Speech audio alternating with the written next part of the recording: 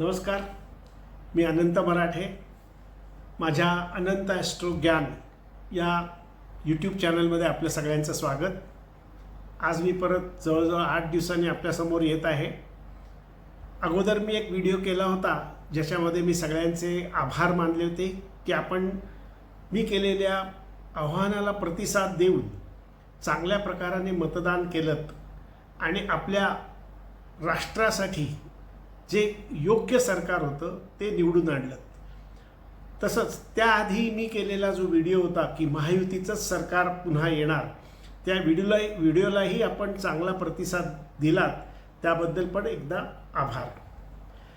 मी सांगितल्याप्रमाणे मी तुमच्यासमोर आज आलो आहे ते म्हणजे आता महायुतीचा शपथविधीचा मुहूर्त ठरलेला आहे आणि या शपथविधीच्या मुहूर्ताच्या संदर्भामध्ये आपण बोलायचं असं ठरवलं होतं आणि त्याचा पुढे काय परिणाम होणार आहे किंवा हा मुहूर्त चांगला आहे का, या मुहूर्तातनं काय प्रतीत होतं, या सर्व गोष्टी आपल्यासमोर मांडाव्यात म्हणून मी हा छोटासा व्हिडिओ आपल्यासमोर तयार करतोय.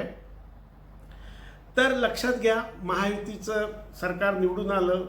चांगल्या 288 पैकी 233 जवळजवळ जागा मिळालेल्या आहेत महायुतीला. थोडीशी कुरबूर, थोडंसं प्रत्येकाचं अपेक्षा, या सगळ्यांच्या एकमेकांच्या देवाणघेवाण या सर्वातनं तयार होऊन आता आपण 5 तारखेला म्हणजे गुरुवारी संध्याकाळी 5 वाजता शपथविधीचा मुहूर्त ठरलेला आहे आणि हा महायुतीच्या शपथविधीचा मुहूर्त आहे. त्यामुळे कोणत्याही एका इंडिव्हिज्युअल ज्याला आपण म्हणतो तसं देवेंद्र फडणवीस किंवा एकनाथ शिंदे किंवा अजित पवार यांच्याबद्दल आपण न बोलता एकंदर महायुती सरकारचं पुढची वाटचाल कशी असेल त्याबद्दल आपण बोलणारच आहोत. तर लक्षात घ्या, मुहूर्त अतिशय सुंदर काढलेला आहे. कारण 5 तारखेला 5 वाजता जो मुहूर्त आहे किंवा जे लग्न आहे त्यावेळेला वृषभ लग्न येतं आहे. ही पत्रिका मी बाजूला दिलेलीच आहे. वृषभ लग्नाची पत्रिका आहे आणि सगळ्यात महत्त्वाची गोष्ट म्हणजे लग्नस्थानामध्ये गुरु आहे आणि हा गुरु दुसरा तिसरा कोणी नसून तो चांगल्यापैकी शुभग्रह असल्यामुळे त्या शुभग्रहाची दृष्टी सप्तम स्थानावरती म्हणजे विरोधी पक्षाच्या स्थानावरती पडते आहे. हा जो गुरु आहे हा लाभेशयी आहे, हे लक्षात घ्या. म्हणजे इथे गुरुचं कर्तृत्व काय आहे तर तो लाभ मिळवून देणारा आहे आणि तो लग्नी आहे. त्यामुळे त्याची फळं जास्त चांगल्या प्रकाराने मिळणार आहेत. मी नेहमीच असं म्हणतो की आपल्याला हेही बघायला पाहिजे की लग्नस्थान काय आहे आणि लग्नेश कोण आहे. कारण लग्न आणि लग्नेश हे VIP असतं. तर आपण बघितलं वृषभ लग्न आहे. वृषभ लग्न हे शुक्राचं आहे. तसंच ते स्थिर लग्न आहे आणि हे सरकार स्थिर राहण्यासाठी वृषभ हे स्थिर लग्न अतिशय योग्य पद्धतीने निवडलेलं आहे, लक्षात घ्या. तसंच या केंद्राचा जो मालक म्हणजे लग्नाचा जो मालक आहे तो भाग्यस्थानामध्ये पडलेला आहे, मकर राशीमध्ये पडलेला आहे. म्हणजे ज्या वेळेला लग्नेशच भाग्यामध्ये पडतो त्यावेळेला त्या कुंडलीचा दर्जा अतिशय उच्च होतो आणि त्यामुळे ह्या सरकारचं भाग्य पण चांगल्या पद्धतीने असणार आहे. नुसता लग्नेश भाग्यात पडलाय असं नाही, तर त्या लग्नेश जो भाग्यात पडलाय त्याचा लग्नस्थानामध्ये असलेल्या गुरुबरोबर नवपंचम योग होतो आहे आणि हा नवपंचम योग म्हणजे भाग्यस्थानामध्ये असलेला लग्नेश आणि लाभस्थानाचा स्वामी असलेला गुरु यांचा नवपंचम योग आहे. त्यामुळे या योगाचा अतिशय चांगला उपयोग होणार. हे दोन्ही शुभग्रह आहेत, लक्षात ठेवा. आणि त्यात आणखीन साखर म्हणून की काय, तिथेच शुक्राबरोबर चंद्राची युती झालेली आहे आणि हा चंद्र दुसरा तिसरा कोणी नसून कुंडलीचा पराक्रमेश आहे. कुंडलीचा पराक्रमेश लग्नेश हा जो यांची दोघांची जी युती झालेली आहे ती युती भाग्यस्थानात झालेली आहे. अतिशय चांगल्या प्रकाराने ती युती झालेली आहे आणि त्या युतीचाही गुरुबरोबर नवपंचम योग होतोय. अतिशय शुभ योग आहे बघा, म्हणजे अतिशय चांगला मुहूर्त निवडलेला आहे. म्हणजे जसं आपण बघितलं होतं की ज्या वेळेला आपण शपथविधीची कुंडली बघितली होती, त्या कुंडलीमध्ये पण आपण चांगले योग बघितले होते. त्यावेळेला दशमेश लग्नी होता, पण इथे तर लाभेशच लग्नी पडलेला असल्यामुळे तो अतिशय शुभयोग झालेला आहे.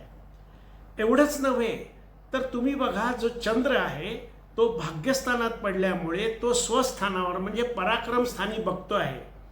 तर तो पराक्रम स्थानी बघत असल्यामुळे तिथेच शुक्राचीही दृष्टी पराक्रम स्थानावर पडत असल्यामुळे पराक्रम स्थानही अतिशय समृद्ध आणि शुभग्रहांनी दृष्ट झालेलं आहे.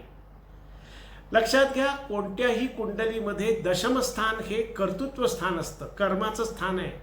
म्हणजे या राज्याचा जो अधिपती असणार आहे किंवा ही महायुती असणार आहे, जे आपण लग्न बघतोय ते लग्न असणार आहे, त्या लग्नाचं दशमस्थान जे आहे ते कुंभ रास आहे.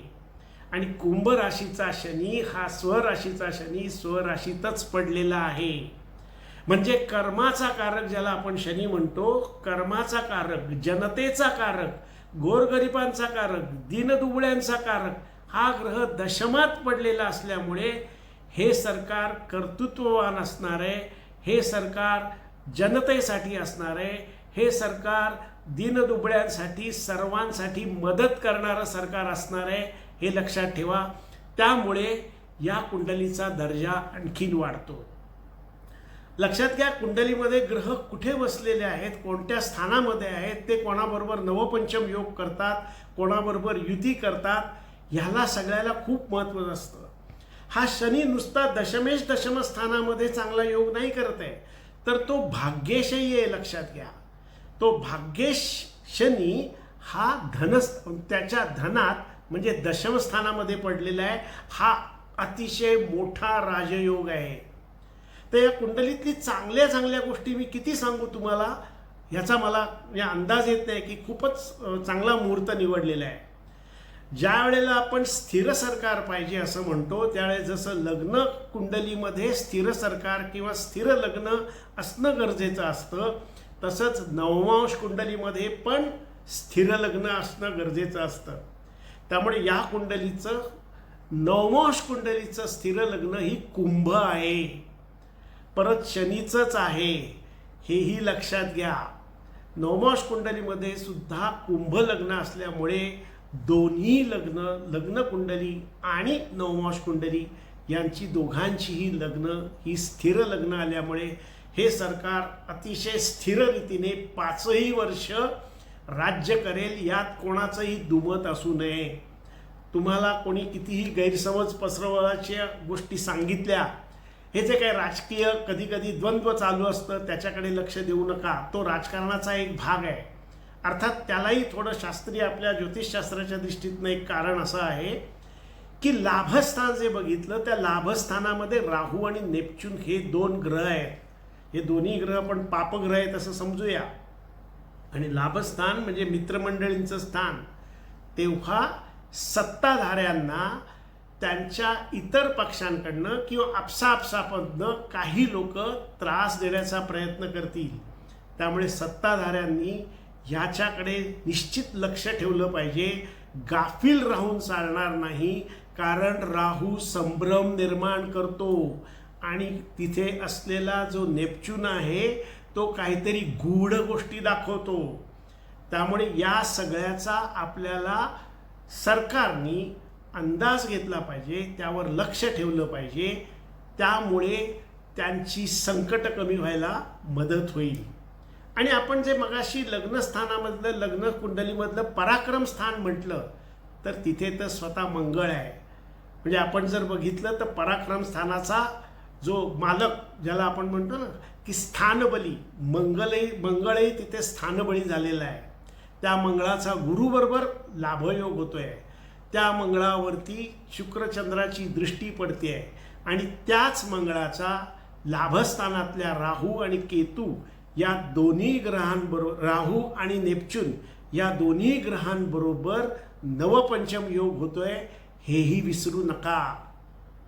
आता सप्तम स्थान जर आपण बघितलं लग्न कुंडलीतलं, तर ते सप्तम स्थान म्हणजे विरोधक आहेत असं आपल्याला लक्षात घ्यायला पाहिजे. पण विरोधक जरी असले तरी त्या स्थानामध्ये बुध आणि रवी हे दोघंही आहेत. आणि या बुध आणि रवीचा मंगळाबरोबर नवपंचम योग होतोय. हाही योग चांगला आहे. तसंच रवी आणि बुधाचा राहू आणि नेपच्यून बरोबरही नवपंचम योग होतोय. म्हणजे किती नवपंचम योग, किती लाभयोग, किती शुभयोग, या सर्व शुभयोगांनी अशी कुंडली यांनी निवडलेली आहे, हा मुहूर्त निवडलेला आहे. त्यामुळे आपल्या सर्व महायुतीच्या जे कार्यकर्ते आहेत किंवा आपण सगळे महाराष्ट्राची जनता आहोत, त्या जनतेने आनंदित राहायला हरकत नाही की हा जो मुहूर्त निवडला आहे त्या मुहूर्तामधनं आपल्याला असं दिसणार आहे की हे सरकार निश्चित 5 वर्ष चालणार आहे. अडचणी येतील, त्या पक्षातील काही इतर लोकांच्या काही स्वार्थापोटी किंवा त्यांच्या काही कारस्थानांपैकी काहीतरी होऊ शकतं. पण त्याबद्दल गुरु लग्नी असल्यामुळे, गुरु हा लाभेश असल्यामुळे, त्या स्थानाचा स्वामी लाभेश हा गुरुच असल्यामुळे तो या सगळ्या संकटांचं निराकरण करेल. कारण त्याचा राहूबरोबरही लाभयोग आहे आणि मंगळाबरोबरही लाभयोग आहे.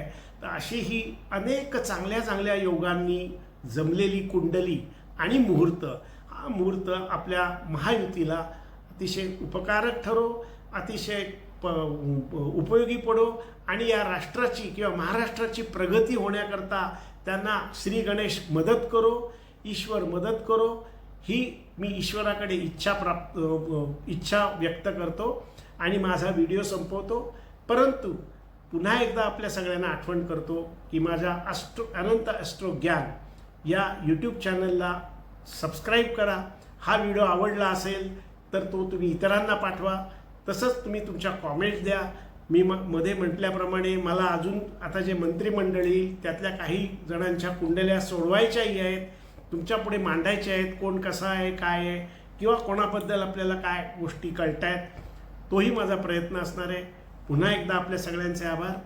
व्हिडिओ सबस्क्राईब करा आणि इतरांना पाठवा. धन्यवाद.